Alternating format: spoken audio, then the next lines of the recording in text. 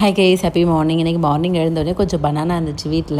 சரி, நான் அதை மாடுக்கு எடுத்துகிட்டு போய் கொடுக்கலான்னு சொல்லிட்டு கிளம்பிட்டோம். என் பொண்ணு கொடுக்கவே பயந்தா. நீயே கொடுமான்னா, நீ கொடுத்தா குடி, இல்லை வீட்டுக்கு வந்துரு அப்படின்னு சொன்னேன். ஸோ நான் கொடுத்துட்டே வரேன் அப்படின்ட்டு அவளே எடுத்துகிட்டு போய் கொடுத்தா. ஏன்னா ரொம்ப பயப்படுறா. இருந்தாலும் கொடுன்னு சொன்னேன். சரின்னு கொடுக்க ஆரம்பிச்சிட்டா.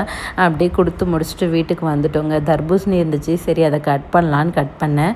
ஒருத்தருக்கு ஒரு மாதிரி தர்பூசணியை சாப்பிட பிடிக்கும். உங்களுக்கு எப்படி சாப்பிட பிடிக்கும்னு மறக்காமல் கமெண்ட்டில் சொல்லுங்கள்.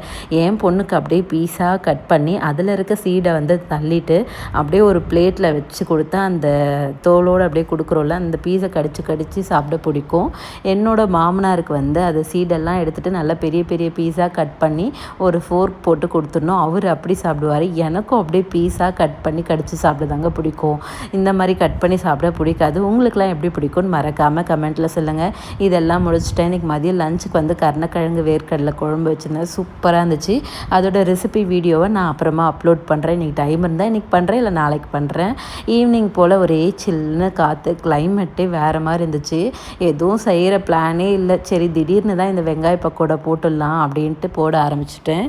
இதை வந்து ஒரு 10 நிமிஷத்துலேயே செஞ்சிடலாங்க ஈஸியாக. வெங்காயம், பச்சை மிளகாய், கருவேப்பிலை, கொத்தமல்லி, இஞ்சி, கொஞ்சமாக சோம்பு எல்லாத்தையும் போட்டு நல்லா கையிலே பெசிருங்க. அதுக்கப்புறம் உங்களுக்கு எவ்வளோ தேவையோ அளவுக்கு ஏற்ற மாதிரி நான் வந்து கொஞ்சமாக கடலை மாவு, ஒரு 2 டேபிள் ஸ்பூன் அளவுக்கு அரிசி மாவு, தேவையான அளவுக்கு சால்ட்டு போட்டு நல்லா மிக்ஸ் பண்ணி தண்ணி தெளித்து பிசைஞ்சுக்கிட்டேன்.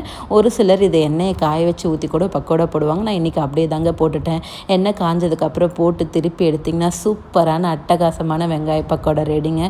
டேஸ்ட்டு வேறு லெவலில் இருக்கும். இது கூட டீ சாப்பிட்டிங்கன்னா அல்டிமேட்டாக இருக்கும். ஃபஸ்ட்டு வெளியே தான் உட்காந்து சாப்பிட்லான்னு உட்காந்தேன். ஒரே காற்றடிச்சது, தூசு, லைட்டாக வேறு தூர போட்டுச்சுன்னு எழுந்து உள்ளே வந்துட்டேன்.